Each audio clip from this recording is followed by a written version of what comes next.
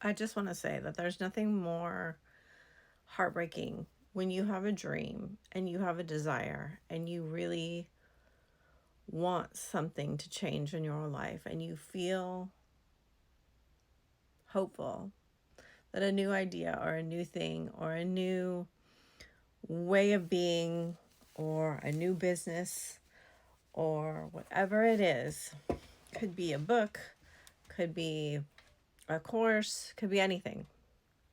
When you have felt so low and so down and so I don't know where to turn, and you find a way to figure out some kind of hope, and then the people in your life squish your dream.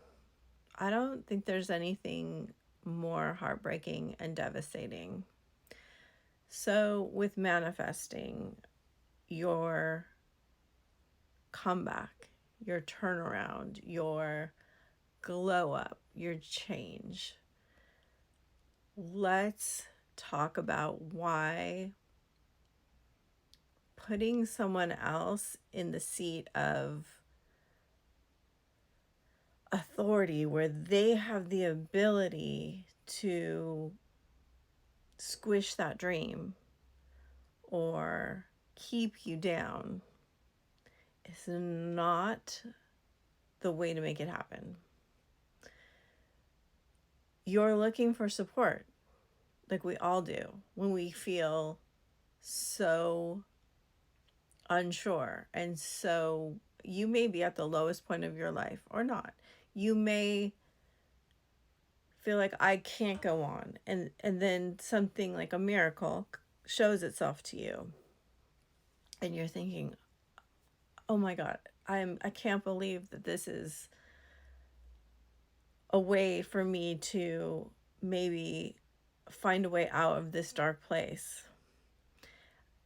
And then you think, okay, well, certainly these people who love me will support this. They'll see what I see, but they almost never do. One of the things that's happening is that you're coming from this place of lack in your mind. They're coming from a place of being really down. And you're looking for something out there to make it better. So when you're sharing it with people in your life, they're mirroring back to you your doubt. They're mirroring back to you your fears. They're mirroring back to you what we would probably call like your lack of courage. I'm sorry, I'm not calling you a coward, but it's like you don't feel sure to take this step. You don't feel sure to go in this direction. You're looking for someone to help you go in that direction, and they can't, because they're mirroring back to you in your self-concept, your uncertainty. And so you're taking your fragile state, right, and trying to get external help and validation and support. And people are just giving you back what you have inside already. That's why I'm going to say that the very first kind of really important part of manifesting, people talk about this, but I don't ever see people taking it really, really seriously, is that you decide for you by your own accord that you are making this decision for you, by you, with you in charge. You're making it in your mind so you can shift. And so what has to happen before you go, hey, I know, I'll make a change. I'll do a challenge. I will go completely in the other direction that I've been going in. I will, if you're ADHD like me, you'll just be like, okay, I'll just stay up and work for 3 days and I won't do anything else. And we know that that does not work. And whatever solution you come up with in the frequency of the problem you're at is only going to make the problem worse. right? You have to decide that you want to live in a different place in your mind first. I can't tell you how important this is.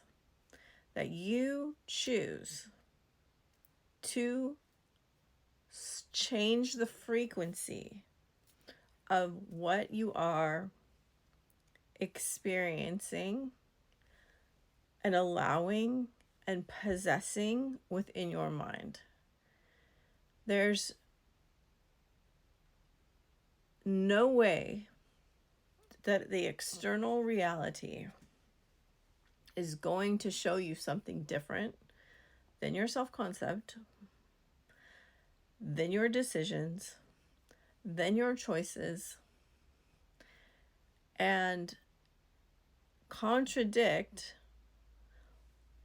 what you have chosen your reality inside your mind to look like. External reality is not going to show you something different than you believe you are, than you believe or have chosen the world to be and what to possess. And especially, it is not going to show you something other than the level of neediness than you have chosen for yourself.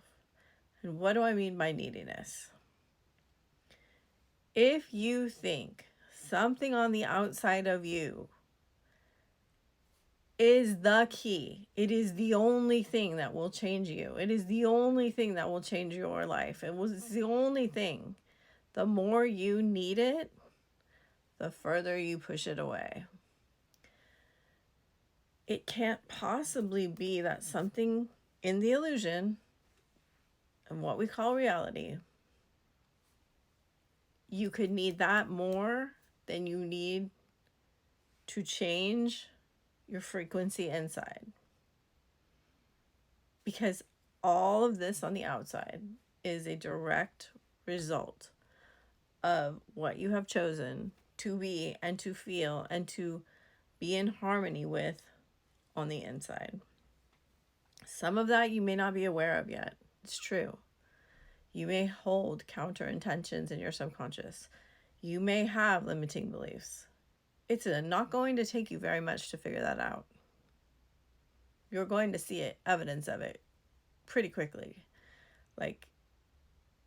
But let us return to the most important part of this video, and that is the decision to be the one who internally chooses, decides, and is the authority of what you possess in your mind, what you possess, your self-concept, and what you choose to experience. Because once you decide, then it's a matter of time and possibly attention to anything that is counter intentions to that thing. It's a matter of faith. It's a matter of holding true to your inner vision and not expecting that someone outside of you is going to be the one, be the thing that changes you. You know, this is the spiritual awakening. This is the first step of manifesting, is deciding who you are, no matter what you've been through or where you are or what you look like on the outside. It's deciding who you're going to be on the inside and becoming the authority on what you allow to go on in your own mind.